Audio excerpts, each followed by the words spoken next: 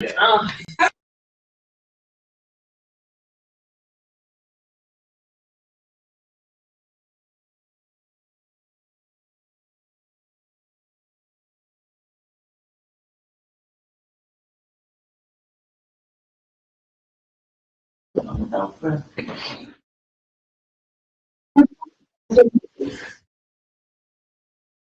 you and good morning. I want to welcome everyone, both here and abroad, to the High School Board Budget and Finance and Growth Committee meeting. This is a special meeting from the standpoint it's not one of the ones regularly scheduled, but it will be in lieu of the one that is regularly scheduled or was. So we really welcome folks. And as we get started, we have a shorter agenda than usual, but we have a number of things to converse about. But before we get started, my name is Eve Bolton, and I'm a member of the school board, and we're going to go around the horn and introduce involved. Do your thing, Rob.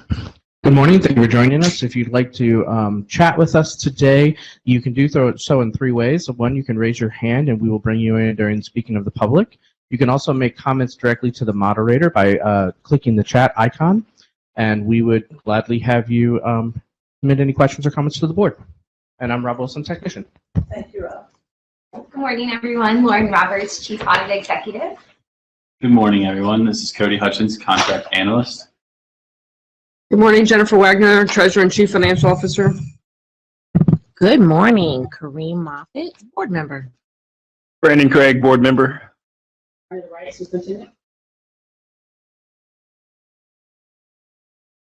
Sally Grimes, Executive Director of Activities Beyond the Classroom. Morning, Amy Thompson, Cincinnati Youth Collaborative. Emily Bell, AFSCME Local 232. Welcome to all, and we'll get a quick start if our treasurer is okay today. We are not having our usual monthly financials. Those will be posted when done, but it's too early in the month for us to be able to present that at this time.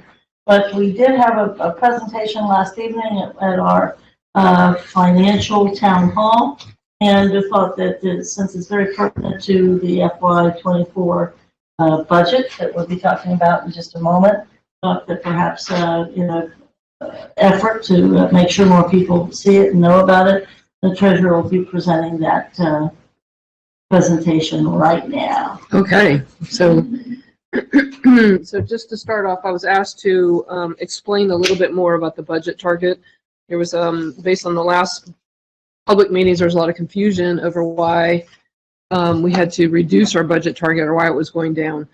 So it's all related to the financial cash forecast that's for the general fund. Every district in the state of Ohio, 613 of us, we have to file a cash forecast every November and every May. November is the forecast, May is the update. And it's only on the general fund, and it's all based on a cash basis. So the trick is balancing the revenues, which on this spreadsheet, this is the very tail end of the forecast summary. It shows you the dark bar is the revenue, the light gray is the expenditure, and then the yellow line represents our cash balance. So when your expenditures exceed your revenues, you tend to dip into that savings account. And then if you continue to do that, then it shows you when you're going to run out of cash and what are you going to do. So you have some choices to make. It's not like we can split stock or go sell more diapers or cars or do bingos and spaghetti dinners to raise money. Yes. So the way we raise money is by increasing our enrollment, and that's not as easy to do in terms of revenue because only our state foundation formulas grows with revenue. The property tax revenue, which represents more than half of our revenue, does not fluctuate with enrollment. So you can either attract a lot more kids to bring in more state revenues, or you can go back to the public for new money levy, another property tax. Okay, next slide. So this is a very simple explanation of what I can come up with. So it just shows you the cash balance is starting in July, and we're going to start with the first year, fiscal year 21. We started the year on July 1 with $108 million in cash in the general fund. We brought in $621 million of revenues, and we spent $613 million on salaries, supplies, curriculum, transportation, utilities, everything that we pay money for out of the general fund, so that we ended the year with almost $117 million in cash. That becomes the beginning cash balance of the next year. So in the next column, we start with 116.6. We brought in 559 million, and you can see there's a major decrease from one year to the next, and that's a representative of the change in the state funding formula. You remember that they eliminated the pass-through funding. And just to remind everybody, that means in the old state funding formula, all the students that attended community schools, Ed Choice Voucher, Autism, Peterson Scholarship, and Open Enrollment, they were counted in our enrollment counts, so they generated revenue, but then they turn around and did a tuition deduct that was actually greater than the revenue they were bringing in. So that showing that we had a reduction in revenue, but we also had a reduction in tuition expense on the expense side. So for that year, we ended the year with $106 million in cash. So we ate in about $10 million worth of cash. So the current year, this is still based on the forecast, because we're not done yet, but we started the year with $106 million in cash. We're estimating $573 million in revenues, partly because the triennial updates on the property taxes, our collections went up, and then mostly it's because of the state funding formula. They're starting that funding phase in. So you remember they only funded at 60%, and then funded it over a 6-year period. So every year they're adding a little bit more of that funding base. You can see our revenues going up this year.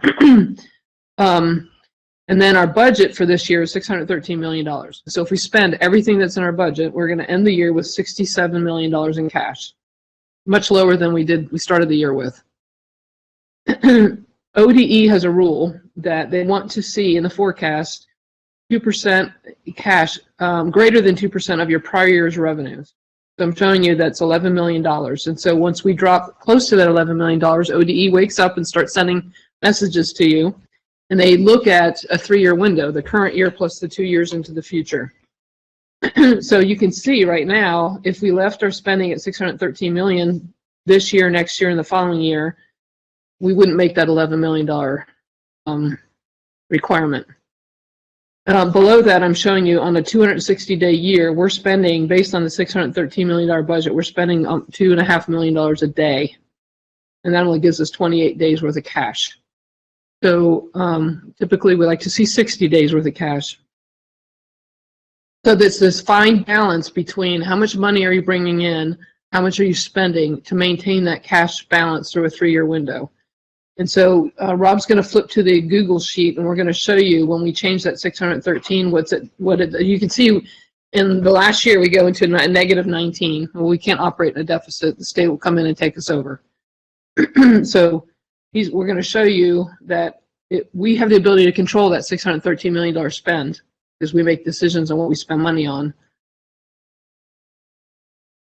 And so the agreement, so we invested this year at a higher amount than our revenue for several reasons. One was we were still paying out on the strategic plan, still had COVID issues, a new superintendent, and then the preschool expansion grew beyond the $15 million set aside in the levy. So this year's budget, combined CPP and CPS, was $19 million worth of budget, but we were only bringing in 15. So that $4 million extra got added on to the appropriations so we could dip into the cash reserves for that levy. Okay, so Rob, if you change fiscal year 24 from 613 to 565. This is the treasurer showing off now. I'm not showing off, I'm just simple math. So if we change the budget target to 565, you can see what it does to the cash balance. We stay positive. One of the questions I was asked yesterday is if we must not have changed the 595 back on 25. Oh, so yeah, we did that last night. The 595 was just staying in line with the annual revenue estimate. And, you know, it's all forecasted data. And so we're based on assumptions and trends. You know, the state foundation formula could change because they only update their budget every 2 years. And so the formula in my tenure has changed probably 4 times. So, but our revenues are typically greater than 98% accurate on an annual basis. So that's pretty accurate. The expenses are harder to deal with because of delays and a lot of, supply chain issues that things are coming in later than we anticipated. So we monitor that. But so that's why my and the agreement was after that last year of the strategic plan, we would return back to a balanced budget, meaning our expenses would not exceed our revenues. Now we're getting ready to update the May forecast. So if we see our revenues going up, or if we see we're trending below our spending pattern, we can update that. In this year, if we spend 600 million instead of 613, that adds 13 million to the cash balance. So it gives us a little bit more freedom in the next couple of years of spending. So we'll do that update, but we always base the budget target off the November forecast. So I'll pause right there. And does that help explain? Okay. And it's second time it's helpful, but I'm gonna also say, to what I said last evening too, is that you've been your recommendation, but again, making this determination actually goes back one, almost two boards. Yes. Which is important to know from the standpoint of current board accepted that concept and that reasoning and that recommendation for sure. But indeed, it is literally two boards back that said if we're going to be doing this with the strategic plan, just to be fiscally responsible and to, again, try to keep our promise about not going back to the voters for additional operating dollars and monies.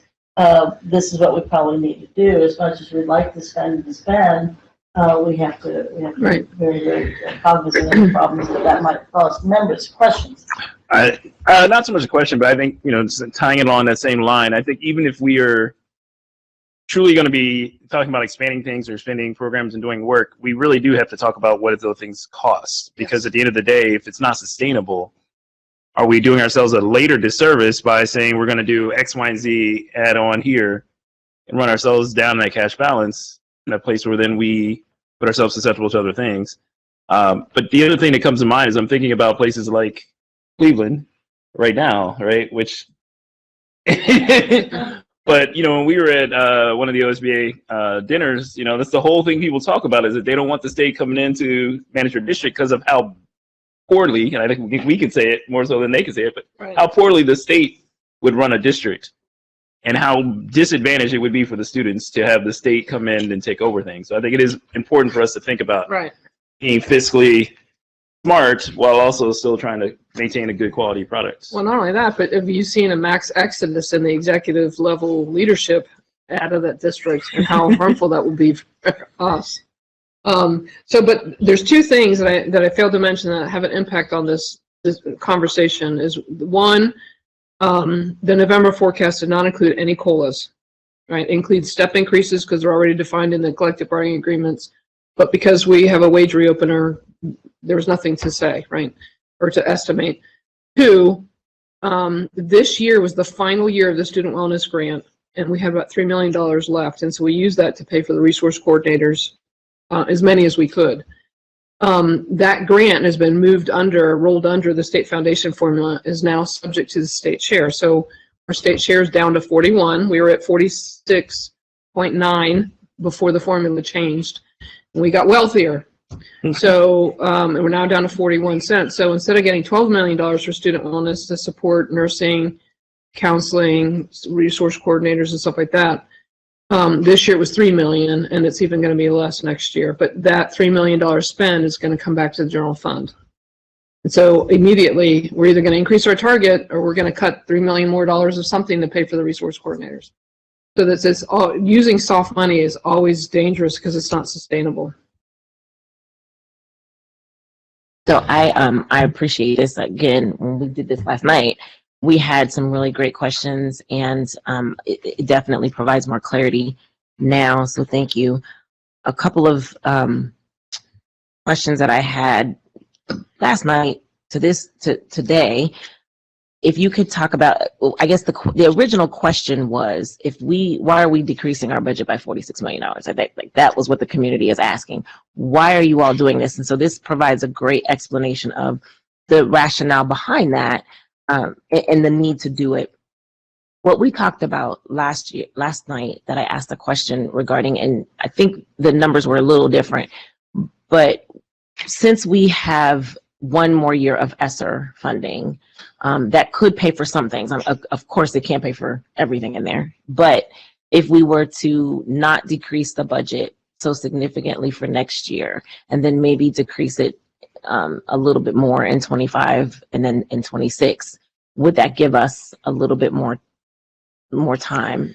Is my first question. My other question is, when is the next levy coming up for renewal? In the 25? November of 24, it will go on the ballot for the $48 million levy that supports $15 million of preschool money. So next year's fiscal year, so fiscal year 24, we will be having a budget that will go into effect in 25, right? No, fiscal year 25, you'll have a November levy. November 2024 is the fiscal year 25. Okay. That's the year that you'll come up for renewal on that levy. Okay, I think that that was something that I didn't ask yesterday that I kind of I want to put it in perspective of the picture in totality. And that's one question people always say is, when someone asked me the last levy we had, so that means you're not going to come to us for 10 more years. It's like, no, we actually have more levies. Yes. We have multiple levies. So, I don't think people know that. And you have an opportunity to do a substitute levy and increase that value. If you decide with the strategic plan, we're going to need more money, an infusion of levy property taxes to help pay for it, you do have the ability to change that. The downside of that is levy fatigue is one.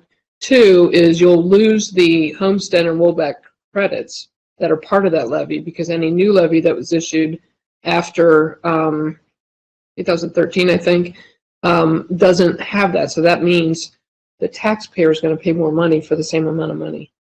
Yeah, no. I don't want you to type Dr. Moffitt ask that question, because I don't want that question, because I think we need to educate everybody. I got you. But we need to be, I think, demonstrating some responsibility before that, before we go back and ask for anything. So that was just that was kind of. I have more questions, but I think we'll get to the rest of the presentation. Okay.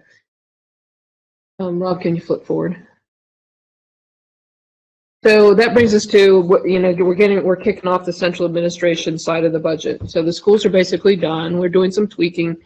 We realized there was a mistake at Hartwell, because when the student projections were originally done, it left off because there's no first grade there, it didn't promote anybody to second grade in the projection model.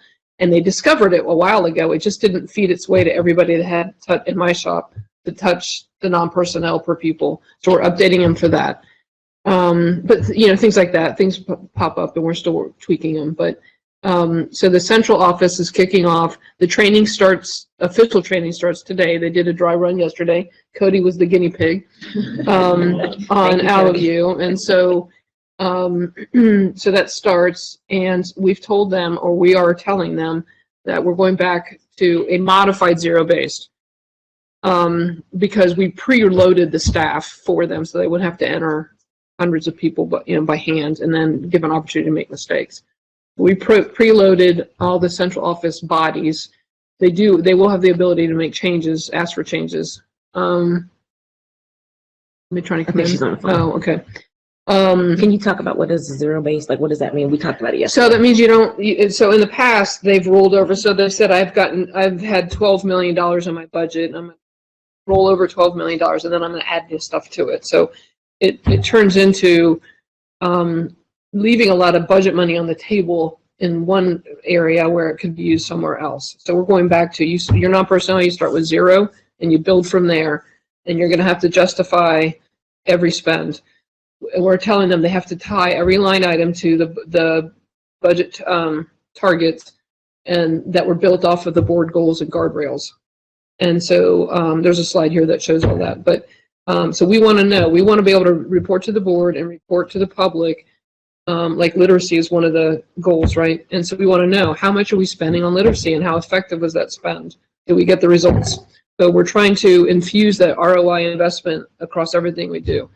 And the way to do that is to set it up as you're building the budget, so you know what you're planning to spend money on. And people are very methodical and deliberate about what they're going to spend their money on and their priorities, because we always underspend our budget, because we always think we're going to accomplish so much more than we're going to, that we can. Things happen, things change. So So that's a new thing for them to learn, and that'll be hard. It'll take a while. It'll be frustrating for people to have to think that way, but it's a good method to do. So then once they submit their budgets, it'll go through a quality control process. The budget and accounting grants team has a checklist. And so they're going through to say, did they forget to do mileage or supplies or copy clicks? And they'll look at that for quality control. And then it goes to the ELT member, and they have to approve both sides, the personnel and the non-personnel. Then once that happens, we'll consolidate it and then take it to the larger ELT team. And in the 30 years I've been with the district, the consolidated ask is always greater than the target. So we always have to make some decisions about what are we going to shave away or what are we not going to do. So, and then there's a series of public meetings that I went through with President Lindy yesterday on how we're going to keep the board and the public up to date as to our progress moving forward. And then by early May, we'll come to the board with a recommendation of reductions to balance the budget. So a lot of fun. Okay, next slide. So just for the public's perspective, I just put a bunch of samples on there. I didn't list every department in the central office. The curriculum has multiple departments that are within the curriculum umbrella. But these are the samples, and some of them weren't a public explanation, like Project Connect I was asked about last night. That's the department, the team that supports children experiencing housing instability. And so Rebecca Beach leads that team, and she does a phenomenal job.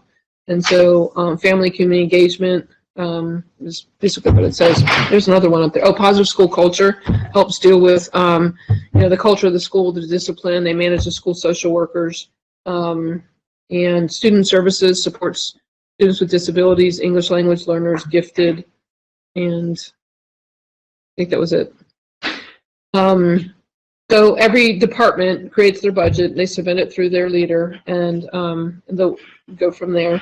One of the questions I was asked last night, athletics and extracurriculars. So the Schedule E budget is a centralized budgeting function, but the money gets allocated out to the schools, and they're working through a new method for how that allocation is going to be done on try to do it on a more people basis. The difficulty is we still pay the coach the same amount of money no matter how many children are participating in that sport. And so it's to analyze on a per pupil basis, you just have to understand that the coach doesn't get paid on the size of the team, right? Okay, so next slide. So centralized budget is like really a three-part activity. So the first thing they do is they go and look at, okay, what do I need? Treasurer's office, what do I need? Who do I need to do the job of the treasurer's role? How many payroll people do I need? And that kind of stuff. We do staff, we have some office supplies, mileage, some professional development, stuff like that. Software, we pay for the software to run Business Plus, which is our financial HR ERP system. After that, they go and look at, and this part's already been done, the middle part. There's allocations that are funded from central office, but they're really incurred in the schools. So like custodians and school social workers are budgeted centrally, but they're allocated out to the schools. And so that cost already was $43 million. So you take the school budgets and you add $43 million on top of that for the centralized allocated staff. Then we have centralized expenses that are budgeted, but they're actually incurred out into the buildings, like transportation, utilities, and curriculum. And that we typically cost allocate that on a per pupil basis. Last night we had a very in-depth, granular conversation about different ways to do that. And instead of just doing it on a per pupil basis, like electricity was the example we used last night. We spent $10 million on electricity. I know it's shocking, but it's true. And instead of doing it on a per pupil basis, they were saying, look at the meter reads and try to allocate it that way. So we'll see what we can do to that level of granularity to get a true cost of individual buildings and how they, operate as a school program. So when you look at the centralized budget, it's not necessarily this humongous number because most of it is spent out into the schools. But typically, the central administration, I think I said 5 to 6, might be 8% of the budget. But we'll see. We'll keep everybody informed. And then next slide.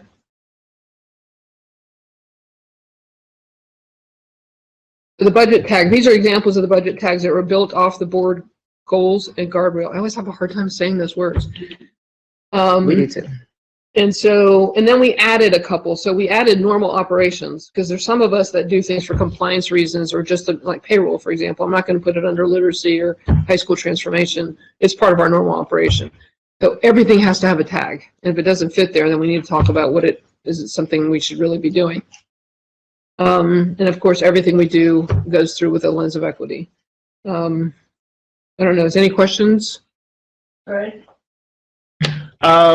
So kind of maybe one question and then one thought also, but the first being the cost allocations that we do for the items in the central budget that are really incurred in the schools.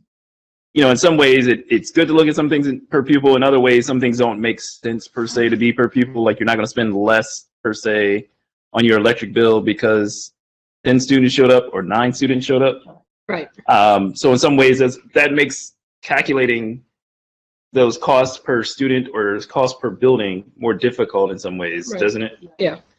That's what we So, talked about. yeah, that's what we had a conversation last night about, and it's time to get more. So this is the first time, well, several years ago is when we started doing these cost allocations. Otherwise, everything central office looked humongous. But now it's time to start refining that, and that's the conversation we had last night, using electricity as an example.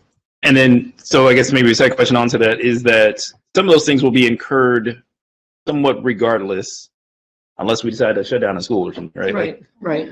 So in some ways, does it make sense to allocate that on a per school basis, even if we're going to still incur that level of cost? Like, does that make sense? Well, we do that because it's the way that's how they collect the information on the Ohio report card. Okay. So, but yeah, there is fixed costs versus variable costs, and some are fixed to a point and then they go variable. That's an interesting project to take on, but we'll, But she's willing to explore it. maybe And after retirement, it'll be my And I think just my general thought also, though, is a little comment onto that, is that I think that's part of also, as we recognize that we're building this budget up, is the difficulty in trying to build this budget each year, is that the reality is there are some things that are fixed costs that we know of. There's some things that we will never know until the end of the year what it actually cost us. And there are some things that we are anticipating that we will have to spend because we know every year something goes wrong and we have to spend it on that. Right.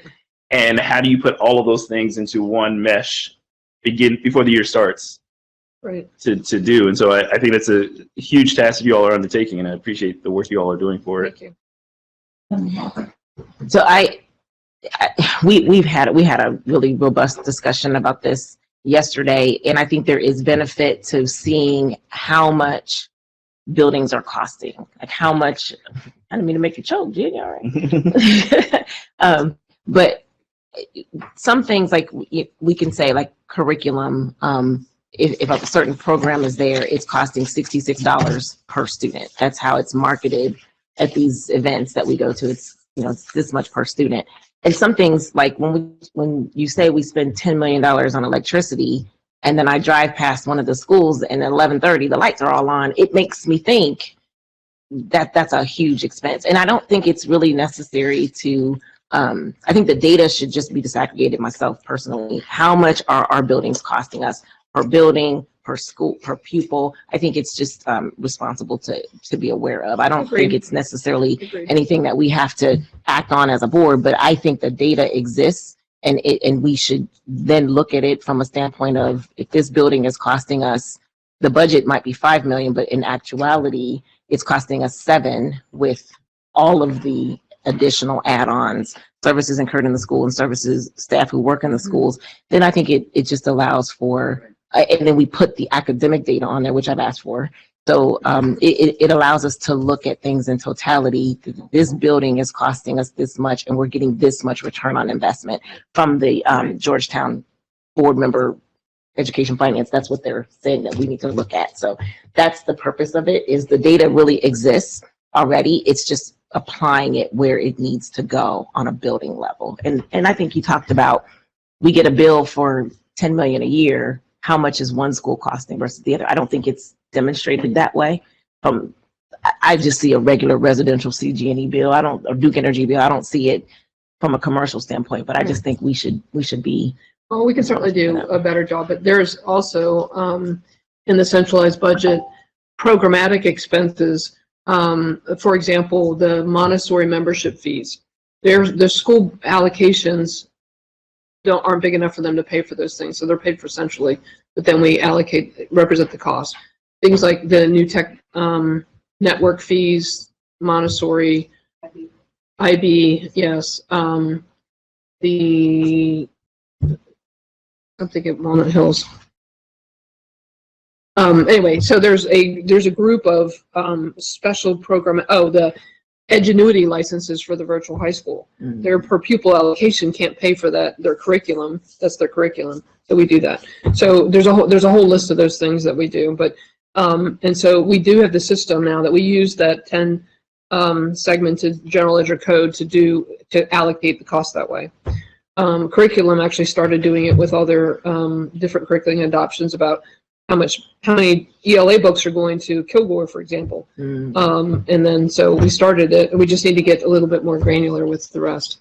I think considering last night's conversation and what have you, and even some of the budget process that we've been going through, and certainly because of the equity policy, I think I would hazard a guess that instead of it being maybe some nice thing to contemplate, I wouldn't be surprised if indeed there would be an interest by the board that we would know how much each school costs.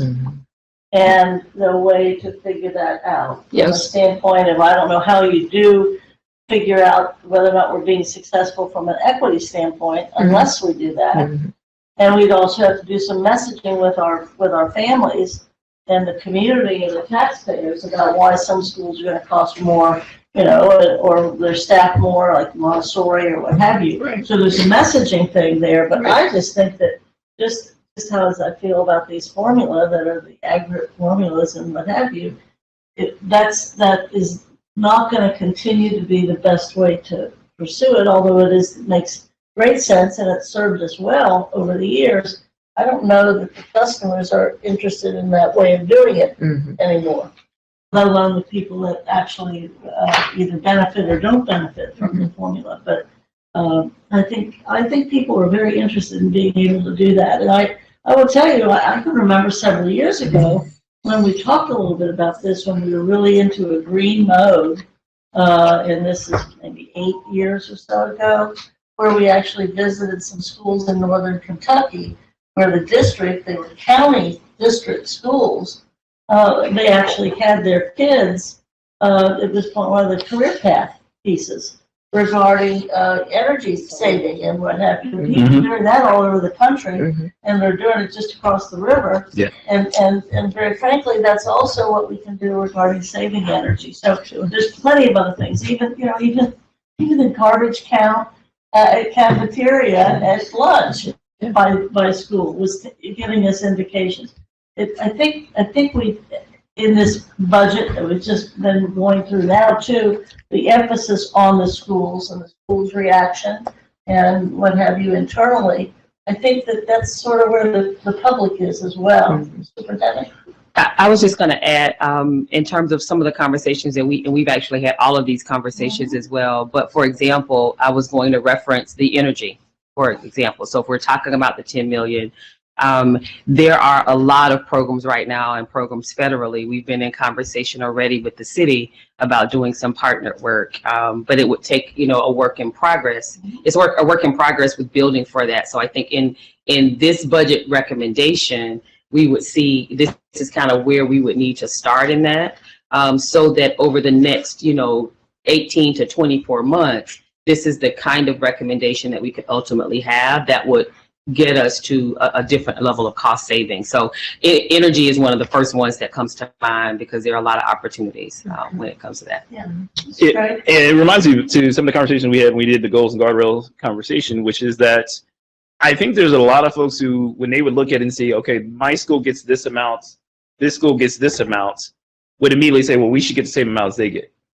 And that's not necessarily the case based on what's happening at the school, what the programs they have going on, what the resources are needed, the number of students at the school. And that's where I think, to your point, Chair Bolton, that we have to have the conversation about the why. And I think that's the attachment that doesn't always happen in that conversation when we think about the budget. Is that, yeah, the school's doing this program, and this program, and then this showing a great investment and showing a great response for the students. That's why we spend that money on there. If another school doesn't want to do that program or can't do that program or doesn't have that program available, that's why we didn't spend that money in that area. And I think that's maybe sometimes what we have to move away from. Some conversations are about the per building. Some conversations are about the per pupil, and having those align up correctly so that, some things, yes, we do per pupil. Some things we do per building to make sure that everyone understands why we're doing the investments we're doing. Right. I just want to also add to what you're suggesting, Board Member Craig and Bolton. It ties to, for me, it ties to the academics at that building. So we can have the conversation on from a monetary standpoint, and I think we absolutely should, to be fiscally responsible, but we also need to tie it to, and that's why I made that request, what are the scores, and what do the scores actually mean for that building? We constantly get inundated with parents that say, well, but our school, we have a lower cost per pupil. They may not be a title school. There's so many things that go into that. People just see parts of data and they don't have an understanding of what that number means, or what even goes into a school's graduation rate.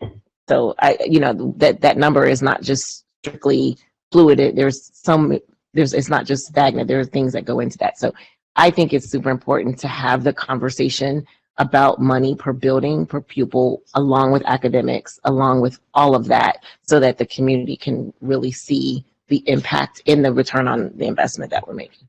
Yes, and that goes to this, equity is one of those things that means different things to different people. It would mean less difference among and between people if we could explain the why, and that's what we're unable to do unless we are breaking it down building. And if I could just add one last thing, and I think to Board Member Moffitt's point, we did drop in just because we had the conversation last week around what data set is best. And so I think that in terms of academics, so I think that becomes a work in progress as well. Like what is the data piece that we're most comfortable with? So the document that we sent back actually only includes the STAR information, just based on the achievement STAR, but we know there's a lot of other data that goes along with that as well. That's just kind of where we ended from the last conversation that we had last week. So that's what you're able to see now. Right, and remove from that topic, but we did want to get this kind of conversation happening. Julie? Yeah. There was a few years ago, since you're talking about electricity, there were some special programs that we could have qualified for solar panels.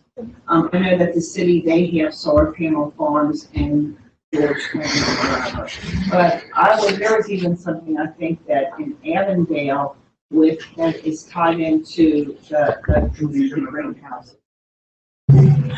So it's tied into the costs, but we could be saving $10 million a year right now.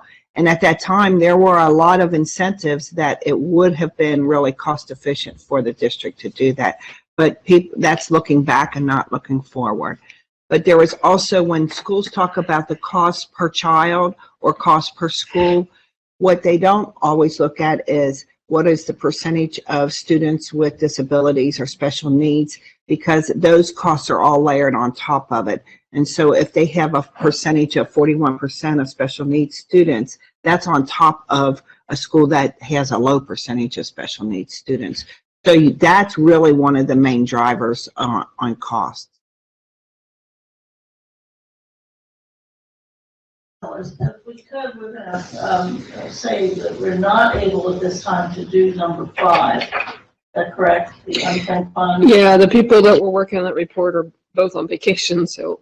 So that will be moved to May, and unfortunately our Fiscal Promise team that was going to be presenting will be presenting in May instead of today, and that was moved back from previous month. So we have that. So I'd like to also just get an update regarding on number 3, so we can spend the rest of our time talking in terms of two of our favorite conversations, transportation and facilities.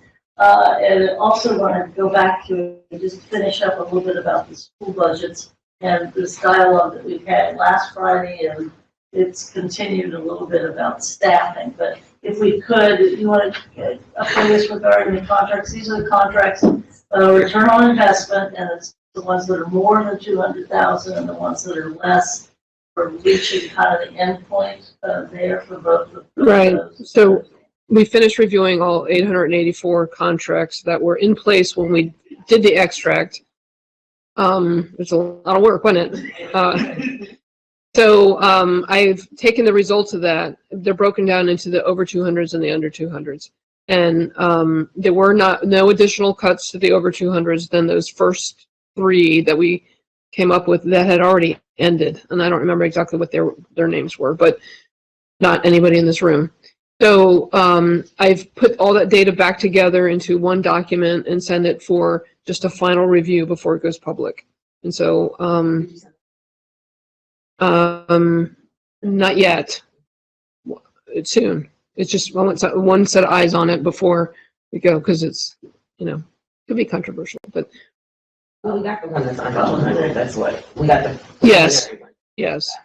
And there was a modification of that yesterday. So, so you'll get it soon. So there's that. That was, and God bless Cody, because he's been putting all this data together. He's setting up the system so that as we're entering new contracts, all the KPIs will be entered when that contract gets entered. It will be put, I have to modify the treasurer's report, but it'll be on the treasurer's report before you bless the contracts. And I should ask this, but I'm going to anyway, it's privilege of the chair. If I could, if you, all those 800 and some, what's the total amount of money? Be it the 200,000 kind of contracts and above, or the many less than that? Overall, of those. All the funds. What's the total amount of money we're spending, and why this was such a, not just a Herculean effort by numbers, but what's the total amount that we're looking at as we look at these portions of the budget, whether it's contracts or whether it's ESSER or whether it's grants, as the puzzle gets put together? How much were we spending on all of the contracts? We're looking at 884, but we cut some of those, right? Yeah. Right. 110, 12 of them. This current fiscal, or the year before, whatever's the better number. What's the total amount of all those contracts? 13.3. I'm pulling it up. I'm looking at the 13th, our final one from 11.7 I don't. at the very bottom, Yeah. row 887.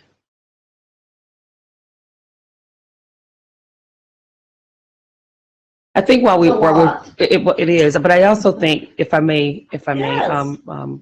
Chair, the other thing that I think is important here is, because of the conversation that we had back and forth around the contracts, we've not done notice collectively with everyone that's here, because we wanted to make sure that there was alignment, that all of the questions had been addressed. Our goal when we did this much earlier was to try to make sure that we were able to let everybody know before the end of May that we're not planning to move forward, and to also save some of the lobbying that's already started, because people don't know. And so I think once we do that last one over, and then it's sent to the finance committee, to the whole board, however that process works, we would then, this would be our best recommendation in terms of how we move forward. I think what we would then would need to be,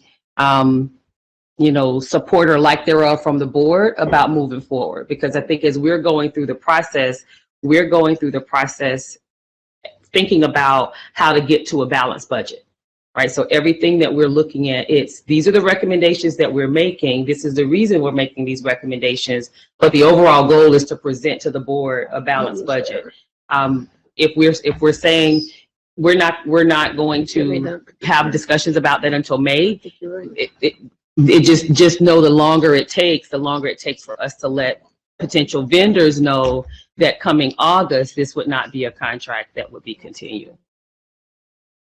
Right. Yeah, 198. organize themselves. Right. Okay, so we know a set of eyes to Mhm. see it. Right. Come to the board. Thank you. I answer never. Okay. Any other? Okay, so of the 884 contracts, it totaled 198 million.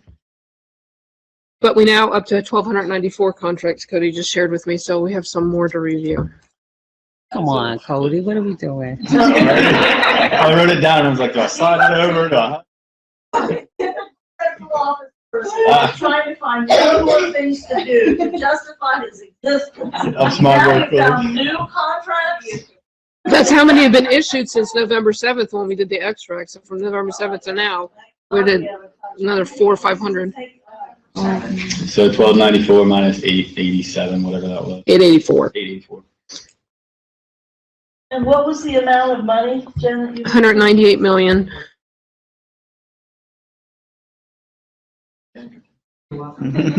Just Sir. I know when you all started the review, one of the things also came out of this was talking about, are there things that we're doing from those contracts that we're doing in a way that we probably should not have been doing, or that we should be doing differently? Yeah. And so I'm hoping that is the other part of the conversation that will happen, Yes. with letting folks know at the different schools, like, hey, this is how this contract should go from now on when we do these type of services, or Right. these are the types of things we have. Because, you know, even from some of the different folks that we have contracts with, you know, what I've typically heard is that, you know, school reaches out and says, I want X, Y, and Z. So you may have 20 contracts to do X, Y, and Z, where it could have been one contract that could have been communicated and worked Economies of together scale, and figured yeah, out all yeah. at one time. So one of the things, so we have a team that's looking on the in-source versus outsource. You know, we're trying to, a team that's including Cody, myself, Dan, Chris Burkhardt, and Jeremy Gollyhue, because they have two organizations that they outsource a lot, and some things that they want to bring in-house. So we're looking at trying to figure out what's the best process to use to make that determination. The other thing that's come up just very recently is they've gone through and identified everything that should be RFP'd to move forward. And there are things in there that they're not practical to do on a regular basis that way. So I thought policy was today, so I was going to bring this up at policy committee yes. Like, for example, the Business Plus software has come up for its cycle to do an RFP. It doesn't make sense to change out the financial software that takes 3 years to implement every 5 years, right? It would be a humongous undertaking, not to mention I don't have time between now and I got to close the books and get the school year started and all that. So I'm going to recommend, and there's nothing in policy, we went and looked, that talks about the rules that we follow. We've built the rules based on state and federal guidelines, but we have our own set of rules. So I was going to request a joint team between superintendent and us to look at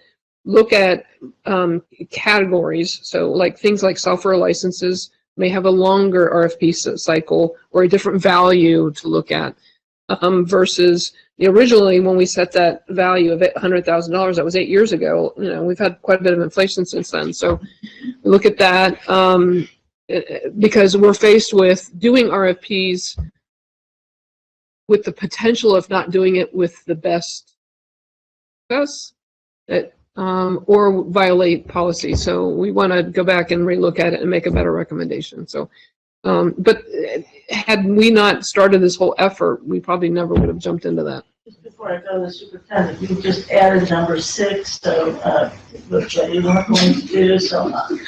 I just brought it up because of the conversation and because I'm not going to be at policy next week since it got switched back to next week. Yes. You guys work out. And to your point, real quick, best practice, when y'all submit these things to the board, it would be great to demonstrate. We know about it and we put it in the minutes, but let's be real. It'd be great to say that you've also done this effort of best practices and making adjustments. And the idea too is that meeting our policies regarding local vendors and minority and women-owned. Right. It's been a full review. It's not just been, let's cut it because it didn't do this, or it was whatever. I think it's very important. And you're right, it leads to the whole RFP conversation. So we got through 6. Yeah, let me go to the superintendent, then I'm going to So I just wanted to also add in terms of the RFP, just so that we kind of know how we got there. As we look through the contracts, and this is actually to Board Member Craig's question, because so many of the contracts are done at the non-personnel level at the school, when we look at the contract in terms of the RFP is to the vendor, not the individual contract. So if Wagner is the vendor and she has $50,000 contracts at 5 different schools, that service should have been RFP based on our current policy. And so when we started looking at that, I actually asked the team, what is our RFP landscape? Like right now, for everything that we have in terms of contracts, where are we in the process to do the RFP, so that we also know how much of that needs to be done before the end of the year, how much of that we're in a cycle that doesn't happen until next year. So that's where we get the larger RFP conversation. And that's actually being led by our operations team, because that's where purchasing, our RFPs fall up under purchasing. But I think that's really, really relevant, because as we go back to look at those individual contracts, some of that is what we see. And it's at the same time moving into alignment with policy and moving into alignment with best practice. That's number one. The second thing that we will bring as well, and talk to our policy chair about it, and hopefully we can talk about it next Friday. This was one in terms of those larger systems. You don't change a student information system every 3 to 5 years. You don't change a Business Plus system every 3 to 5 years. So really adding some of that information. But the other part is the conversation around co-opt. So in the current policy, bringing information for everything that's a part of the co-op, which essentially means that the state or federally, it's already been bid in terms of an RFP. And so therefore, it's something that in the state of Ohio, we can then use because we get the guaranteed pricing for using it. Currently in the policy, there is listed that that is information that we're supposed to bring to the board. And as I understand, that's not happened at least for the last 15 years. And so that's something I think that we want to talk through to see if that's one that is needed, you know, that particular part of it. Sure. So when we're talking about RFP, and RFP stands for request for a proposal. So essentially right now in our policy, anything that's over $100,000, we have to bid it out. So that means that we have to put out information that says, this is what we're doing, this is the service that we're doing, and we want you to give us a proposal back for what this service will cost. And that's at the local level. In a co-op situation, the state has done the same thing already, and they have already said, this is a service or this is a product that we as a state have done we've put the request out, we put the proposal out, and this is the best price that we're able to get for this service or this product if it's a part of a statewide co-op. So what it really does for us, it just saves us some of the legwork time to go through the same process again, because the state has already done that to say, you know, Cincinnati, if you want to be a part of this, you're a part of this from a larger organization, so you can then fund that. We still have to bring it to the board for approval, just like with everything, but it just saves us some time on the RFP process. The RFPs, of course, they have to be public. This year, we've added additional ways to do that other than just from our website. There are a lot of programs where you can put your RFPs out there so that people know where they are and they can apply for them. It gives the exposure to the RFP because you're looking to get as many individuals as possible. So there's been a lot of work done around this, and I do want to offer kudos to our operations team for really working hand in hand with our contract team to make sure that this gets done. So, yeah, so you're using the co-op term. We've always called it state term pricing. I don't know if that's something different, but anyway, it's something that, back in analogy, when I was a CIO, a lot of times we were able to negotiate a better price than the state term contract. But, so it's something to consider. Maybe things have changed in the last 8 years. Yeah. Every option. But we should take advantage of that, because they're negotiating on behalf of 613 districts. They should get a better price. Right. Mm-hmm. And in the contract, in the policy, it just says co-op. So that's why we use that terminology. Yeah. I think that is better understood by the public than the state term pricing. Yeah. So I just, I've said this before, I think many times, many ways. I'm going to say this way. I have a couple of things. I'm a little concerned because our district has done really, really well with our local school autonomy and catering to what the schools need individually. So my first question is, how can we, I think we've grown to where 6 schools have 5 contracts over time from a historical perspective because maybe the needs have changed. And to look at it just from a monetary standpoint, 6 schools have $50,000 contracts. There may be different services being provided at the school level for different schools based on those needs of the school. So my question and my concern is that when we dismiss contracts or eliminate contracts because they need to go through a specific process, how are we maintaining the individual autonomy at the school level based on what they need and not forcing them to go into a process simply because monetarily this particular vendor has multiple contracts and it should be going through this process? So that's a concern with me, and I'll give you a chance to answer. I just kind of want to get all my questions out. Additionally, I think in our policy, it's somewhere as well that I appreciate the state co-oping and all of that, but we really are along the same lines, very dedicated to community and local vendors from a policy standpoint and from our own policies like LSDMCs. Like we commit to wanting to utilize our own local vendors and contracts. And so when we talk about policy versus best practices, in-source versus outsource, are we maintaining, and then we talk about reducing contracts.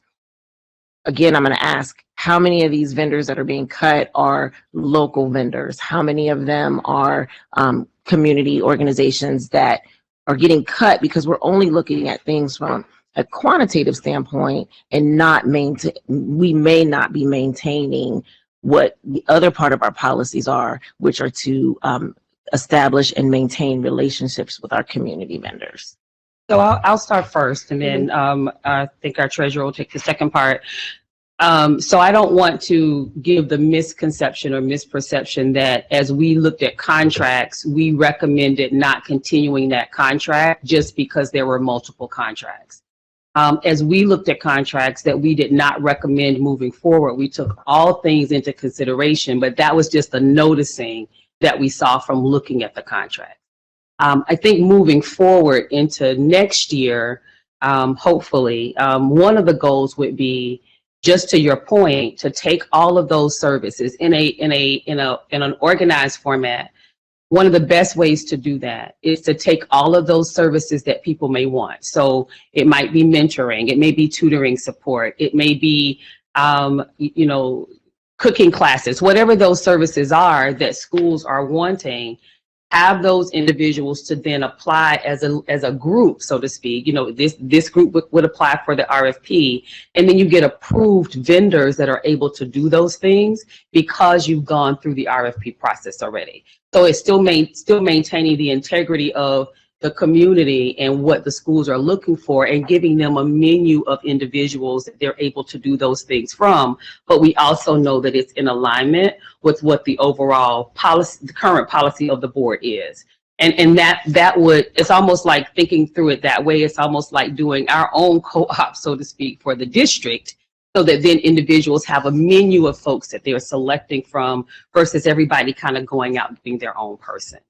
That would be one way to kind of keep us in alignment. But as we've looked at the contracts, it's really been more around where are we with return on investment? What are we able to now do or recommend as a part of an overall, say, general budget or a different budget that we're looking at? So we're going in a different direction with that particular service that's being provided, more than just about 5 schools had $50,000 and it was over the threshold. That there were none of them that were looked at that way.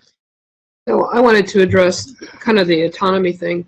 With my experience in this world, the schools, and they say this to me all the time, we're not accountants. We don't have time to go out there and look for all these competitive pricing and quotes and all that kind of stuff.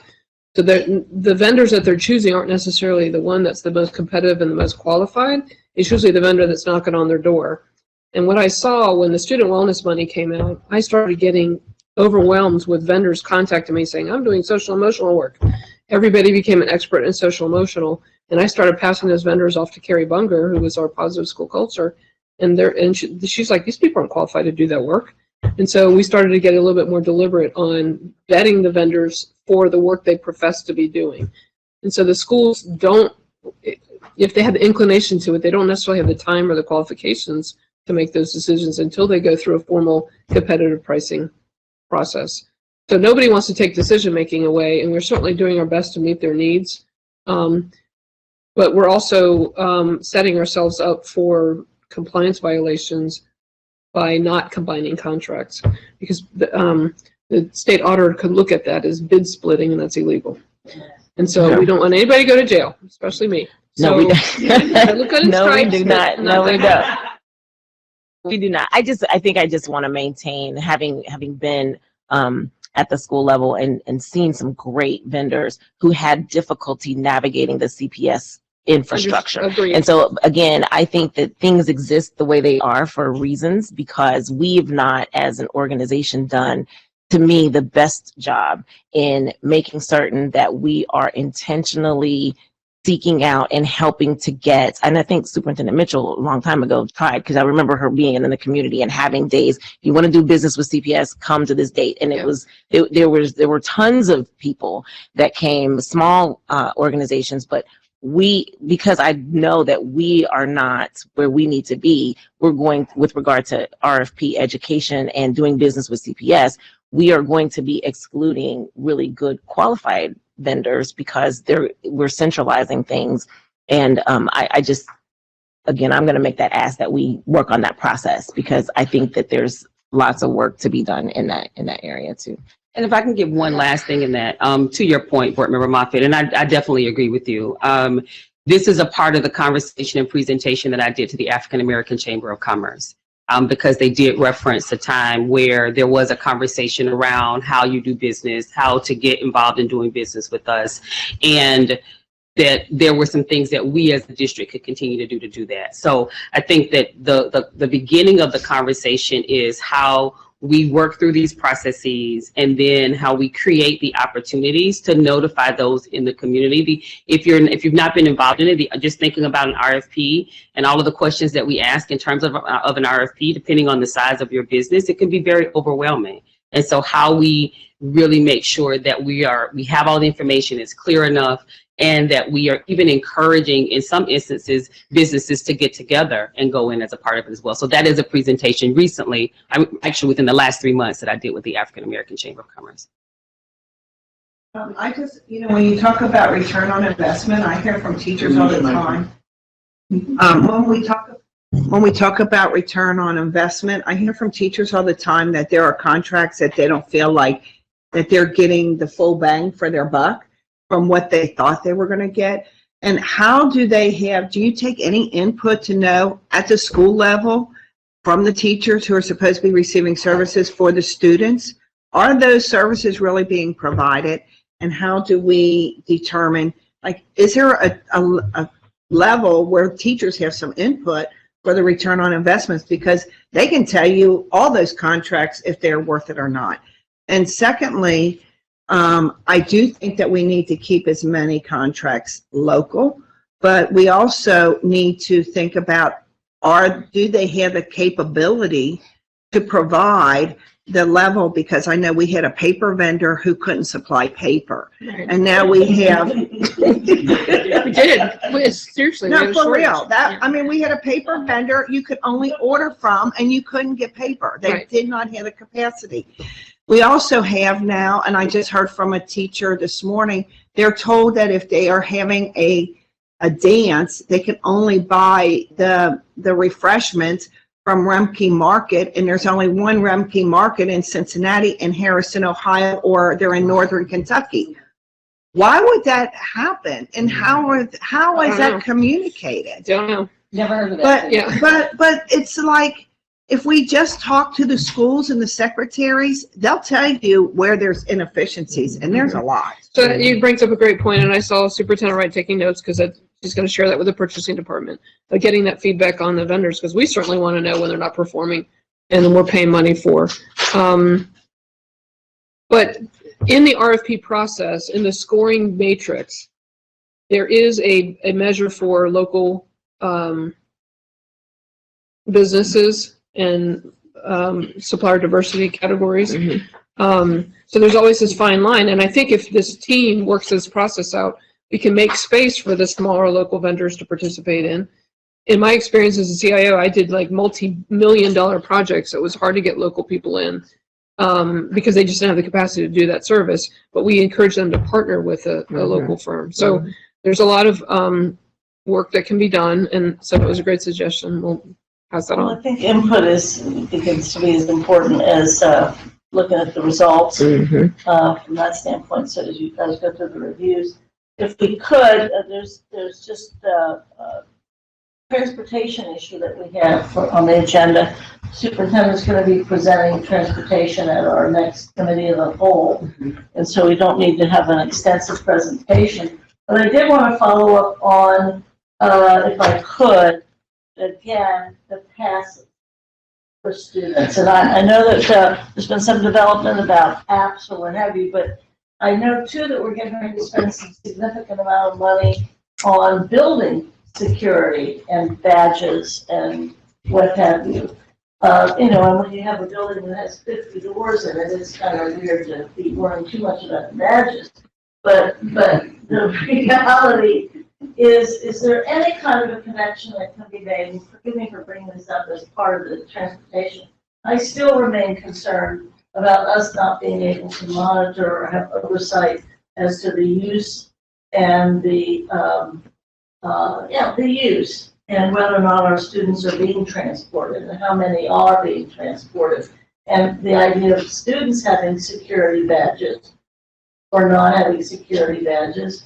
And is there any connection, or is there a possibility for the Metro agreement? I think, Brandon, you've been talking a lot about this. You want to talk a little bit? No, I think, the reality is that in order for our students to be able to, at all levels, be able to track it, you're going to have a way that is accessible for all the students. And so I think I think the badge is one way to do it, and especially for our ability to replace it, our ability to kind of manage it, and to use it for other purposes, whether that's for lunch, whether that is for, book drives at schools or, things that they would purchase, cap and gown, whatever.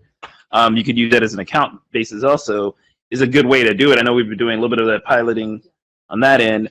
And what's been the concern is that there isn't necessarily the capacity within Metro or the yellow buses to do it yet, I guess is maybe the way it was phrased to us. But there are maybe other ways that they have been able to potentially they could track our students coming in, or at least with Metro has potential ways of doing it. But is there some way to do either a hybrid or doing some type of multi-step way so that all the students, whether they're on yellow or on Metro, we could have information on their ridership? Yes, so thank you both for the question. And Dr. Moffitt was talking to me earlier about a conversation that she just had around the apps, which it's a twofold kind of concern, I think, or question. We are doing the pilot right now. The pilot we're doing at Hughes, and ultimately the goal is for the students to use that one card for everything. So right now where we are is using the card to enter the building, using the card. We have to get them conditioned to use it to exit the building, but using the card to enter the building, using the card for lunch. And the third piece of that is using the card for the buses. So far, this week, we are in additional testing with First Student because they're our first partner that will do that with us. We found that the cards that we have and that we'll use with them will work for them. And so that's where we'll start with First Student. And then we've had the same conversations with Metro as well. The challenge and I understand the question about the app, but really right now it's the building it into where we were building it into the card. So it's also something that we're hearing from security from schools that continues to come up with the students having some kind of ID while they're on campus, so they're able to identify the students. So really we're trying to feed one rabbit with the same carrot, by making sure that we are looking at all of those different areas. So we've had the conversation with Metro as well. After Dr. Moffitt talked to me this morning, immediately I sent a response to Mr. Haley. We talked actually 3 times this week. They had not told us that they had a fix collectively for the app. So hearing that now that was shared with Dr. Moffitt yesterday is a plus. But I don't know that, I'm not sure how we interface that to start with the security badges, but that is in conversation now. If I could follow to get ready to spend millions of dollars on this that are interrelated, I would want to see that interrelationship. Makes sense. Mm-hmm. And that interfacing actually happens before we spend $7 million here, and then it's going to be. Plus, I honestly believe with SORTA/Metro and with the city, especially at this time, I think you could make a strong case that Metro needs to, that maybe they're not, of course, they're not doing the extra routes. Maybe we get a review with some special arrangements for dismissal times or different bus stops at dismissal or what have you. Those are things I think can be negotiated. That's cool. But I also think that you could really make a strong case, since they've eliminated the extra routes and they've done this or that. It seems to be that they've got money in their budget for better technology on their vehicles. Period. I'm sorry. I'm just going to say it, that we've been lived through 4 years of them telling us they don't have the technology. And that is post-passing a levy that everybody in God's world had to vote for to get it done. And I really think that there's an element there where there is pressure of the people that appoint the SORTA board, both the city council and county, that focus on that technology instead of us, they're thinking we want the extra routes. But I think if we could really push that as part of the annual agreement, I think that would be great. So I just want to share publicly what I found out yesterday, and it was a very informal meeting. So good that you're able to verify it. It was very informal. But my question in listening to the students at Woodward this past week and other students that are riding the bus with the public is, can't we use the app for riding the bus? There is an app, and I asked the question yesterday to Cam Hardy and a person that's also in their IT department. And what they shared is that they are already having this be used by the University of Cincinnati and Cincinnati State, where they've got, I guess, I know that you could ride the bus with UC, but they get a block of names or student IDs, and then they enter that, and students can just, UC students and Cincinnati State students can just take it, tap it, and then leave. And then within 30 minutes, they could give us an update on ridership, which is what we're asking about. What students, what schools do they go to? What bus do they get on? What time do they get on that? And that's coming from students. Can we use the technology that exists? The other question was, it would be good if you all could do that because you pay for printing of cards, which is significant. And he said, you're going to have to pay for some cards anyway because everybody doesn't have an app, but that cost would go down. And it could give us the data that we are already requesting. So I sent a question to you, Superintendent, I think last week, about the connectivity between the badges and the transportation. And it was along those lines because Metro has also said that the card system is old. That is, they're moving into more updated technology.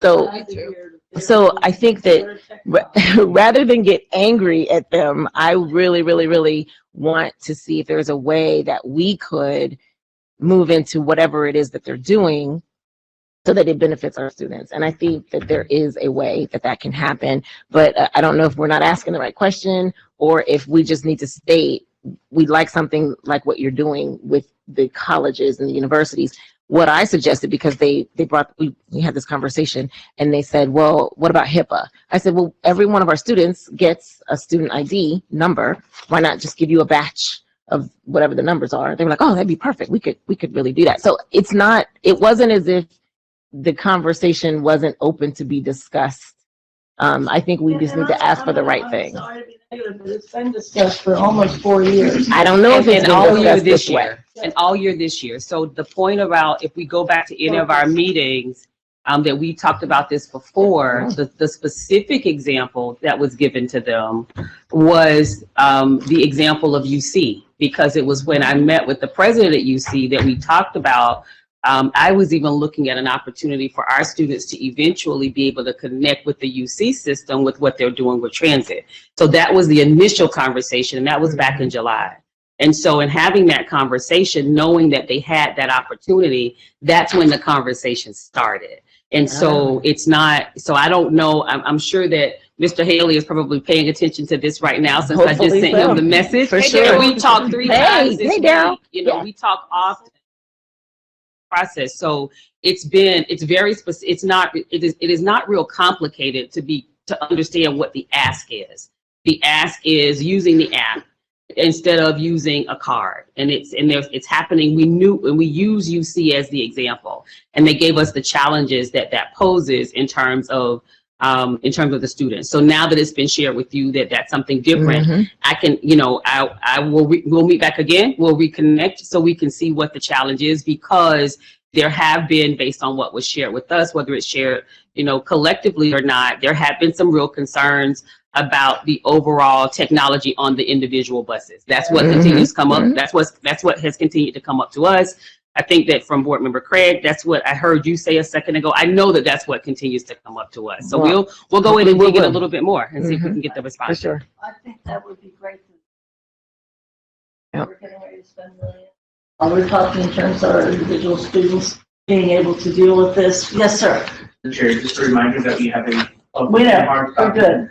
We're gonna be stopping because no, you're absolutely right to do that. Matter of fact, I think Yes.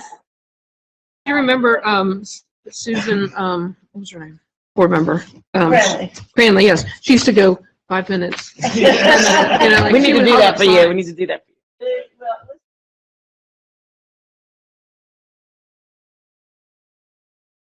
you. Don't forget the CRA. Have things we want to do. One of the things that Jim just mentioned regarding the CRAs that are before you, because they need to go through us before they go through for the approval in this coming month.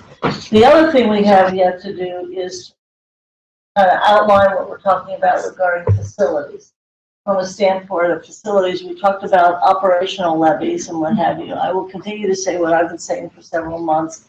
If there's new money request, in my line of thinking, probably that new money that would ever be requested probably be much more along the lines of a bond issue than necessarily an operating effort, because of the age now of our buildings and also the needs of our buildings and what have you. So I want to see if we can, when we talk in terms of facilities for next month, and talk about what is the work plan that still is being done for this year and then highlighted for next year. And that would include some renovations of buildings, perhaps some demolition of at least one big facility that is in the central corner of our district. And I'm talking about this building. The other piece would be perhaps more purchasing. Enrollment in both our high schools and our preschools needing to be addressed. So it'd be great if we can have that discussion next month, because I think some of that should impact some of our budget plans as well along the way. Treasurer? So a bond levy, you can only spend on facilities.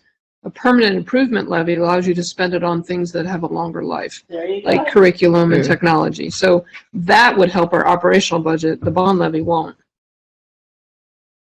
I don't know if we can. Bond levy now to ease our way into discussion of permanent, but you're not going to get anything passed. We're not getting nothing Until people know we have a most efficient use of the buildings that we have. They're not. And They're we not do passing not them. have that now. Correct. And we can make a plan as to how we would have to expand, not just from a facility standpoint, but programmatically as well. And nobody's voting for anything until the buses are. It's as simple as that. The operational piece is crucial for our future. So, you want to discuss the CRAs with us, and then we'll have a closing. Yeah, so there's 4 agreements that are coming before the board for April 24th. They're on the handout. I don't know if everybody got it or not. I won't go through them, but this is part of the agreement that we have with the city to do payment in lieu of taxes on abated properties. So Appreciate it, and that the members, if you see that or approving of it, we'll send that to the full board. Yep. I think on the 24th. That would be Can good. Yes, sir. I will say the one thing I will appreciate is that we don't have anything over 15 years on this one. I know has been a legit thing that we have been having concerns with is these insanely long. I have the team working on doing kind of an update. We used to do this on a regular basis, but on the current agreements that we have in place, how long they are, what's the annual revenue, all the statistics that go with that. So we'll bring that back maybe in the May meeting if there's enough room on the agenda. Shoot for June. Shoot for June? Yeah, no one heard. We'll have our signs by then. Somebody, good. Glad that we don't. There's 2 lingering, at least I think 2 lingering discussions that occurred left over from Friday and the larger budget. Idea of staffing and hiring. The superintendent says certain things, the treasurer says certain things about what we mean by fully staffing. And whether or not we have started the hiring to get fully staffed, or what fully staffed may mean. So that I think there's still some discussion that needs to be had with the board about what we mean by hiring, and we appreciate the update that you all have been doing, and also the discussions that have occurred with the union folks. And the other piece was the idea of Title I is still probably, those are 2 things that probably still need to be further explained to board members, as I understand the dialogue. And I misspoke on it because those are 2. Member Craig? I think the staffing one is the one of again, just kind of going back to our goal in for instance, on the teacher end is to strive to hire more teachers so that we can have that lower number, but for the purposes of budget, starting with the higher number per pupil, recognizing that we have struggled every year to get a full teaching numbers in. So it's a recognition that we are striving to do better, striving to do more, even though we know that reality was that we haven't really reached the goal of fully staffing in a lot of areas. I mean, counselors are another example, social workers are another example where we've strived to do more, but. And we've committed to doing that and moving as we can. The other piece that we have to be hiring now in order to even meet some of that opportunity. And I think beginning this next summary, the superintendent's report is going to start talking about the vacancies for FY24 rather than today's. And we did talk last Friday how many vacancies we have and whether or not we are fully staffed and have sustainable staff. And going back to the team, and I did put this in the updates this week, with some of the changes that have happened in terms of the allocations and updates for staffing, the HR team is still trying to make sure that all of those individuals are placed. And so they really want to make sure that we have, at least through last year when we started monitoring this and everything was in the system in Allavue, everywhere that the individuals needed to be. It was actually May the 8th before it actually started. So what I will provide next week will be the most updated information that we have at that time, so that then after that, because when we give it, we want to make sure that it's correct and we've actually placed all of the surplus folks that are out there that need to be placed as well. And that also is speaking in terms of classroom teachers, but also speaking in terms of career tech folks and the career tech folks and also the academics folks. It's actually, right. So in terms of, you know, we just got to where all of that portion was approved. And so where we are now, and then we focused on making sure that we had the conversations with the unions. The second part of that now is looking at where those positions are, and the HR staff is beginning the process to do individual contacts and sit down meetings with each one of the individuals. We're starting with the group that is the school community coordinators first, so that we make sure that we're able to have the necessary conversation with Ms. Bell for the ones that are their assistant school community coordinators. But the plan is, because we do believe that it's the most beneficial for them to do the individual conversations with them, so that we try to get them placed for another position in the school district versus being placed somewhere else. So I understand that position was going through a revision anyway, or definition. Which one? Community coordinator. Is that the one that was so confusing? I think we're just trying to figure out what people were actually doing in that role. Right. Right. So we're just trying to figure that, 'cause they have Right. that attendance, folks, that's still in the game. Attendance with folks, we moved forward with that from the last conversation. So there isn't, we've actually had the conversation with CFOP already. Yeah. But there wasn't any change with them. And then the test, the career folks, are they still? They are part of the school community coordinator group, and so they would be part of the ones that we would be meeting with to have placement conversations with them. Some of them are degreed, some of them are not degreed, some of them are able to be certificated, some are not. But that body of work then moves to the additional school counselors that we'll be hiring for guidance. Add our hard stop. Julie, did you need to add anything? One of the things There. One of the things that I really want to talk about is making sure that we change practices and the mentality of hiring, because in the past, everybody always waited till the fall to fill positions, and there's not going to be anybody there in the fall. And so we have to get to people now because they're not going to be there later, and that is a total change of mentality as far as Wait staffing. until the fall. All the districts, the urbans. Oh, Ours, We always didn't. got We the- started hiring in No, we started January. hiring. Thank you. I've never heard that, Julie. Hiring last year.